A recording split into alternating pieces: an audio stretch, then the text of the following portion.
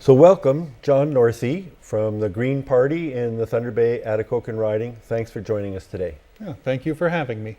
So John, share a little bit about your personal background, your interests and skills that you would bring to public office. Well, I've been interested in public office ever since I was a young child. My parents always helped out their best friend who was an alderman in Cambridge where I grew up.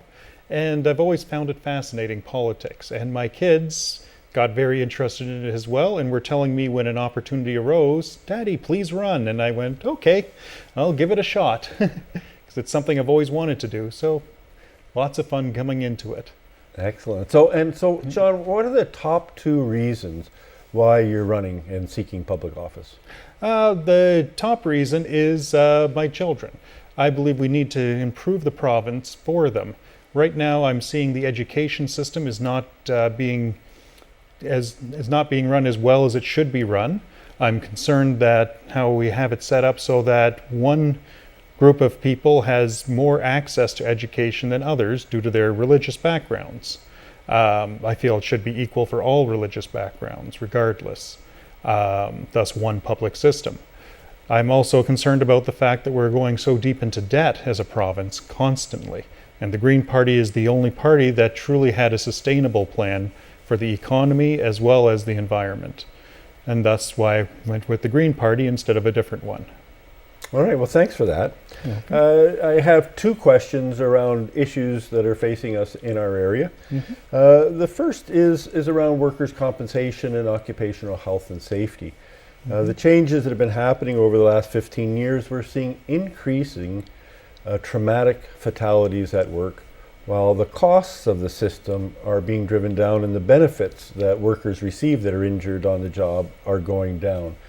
What would your party do to rectify that issue? Well, it's clearly a major issue that's been going on with that. The workmen's compensation has not been investing its money well over the years, thus it has a massive deficit right now. They've also recently started requesting fees out of people who never had to pay into workmen's comp before, which, while in the short term is bringing in more money for it, will probably cost it more in the long run. Plus, these people didn't have to be brought into it, from what I understand. So what needs to happen is we need to make it so that it is truly self-sustaining. As I said, sustainability is a core element for every green policy. We need to make sure that the poor investments cannot occur again, that it needs to always be in very safe investments. Yes, it won't grow as fast, but at least that way the money will be there, because right now the workers are the ones paying the price of poor decisions by other people. It had nothing to do with the workers. They deserve to get their money. So unfortunately, it looks like it'll have to be the taxpayer who pays to balance it out at this stage, and then we need to have it stable from there on in. And we need to have true balanced budgets on it planned for the future. All right, thank you. So the last question, John, is around our resource development in northwestern Ontario. Many communities have faced a boom and bust cycle. What is your vision for sustainable development of our natural resources in our region? That is a very tough challenge. Many governments have tried to find a way. Unfortunately, many of them have made short-term plans rather than long-term plans. They tend to think in 4-year cycles for obvious reasons. The Green stance is to try to find a way to make it so it truly is sustainable long-term, that we make sure that whatever is taken out is processed and fully developed here in Ontario, rather than having it be that we just take the wood, put it on a ship, and send it off to China. That's just not the best policy for the area. We need to find ways to diversify the economy as well, so that when there are the bust times, that we will survive in this area. It is unfortunate seeing areas that have been losing population, such as Atkn.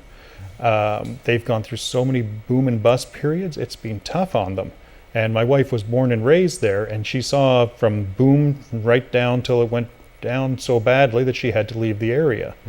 And she would love to live in Atkn. We live in Thunder Bay, but you can't live there. There's just not enough jobs.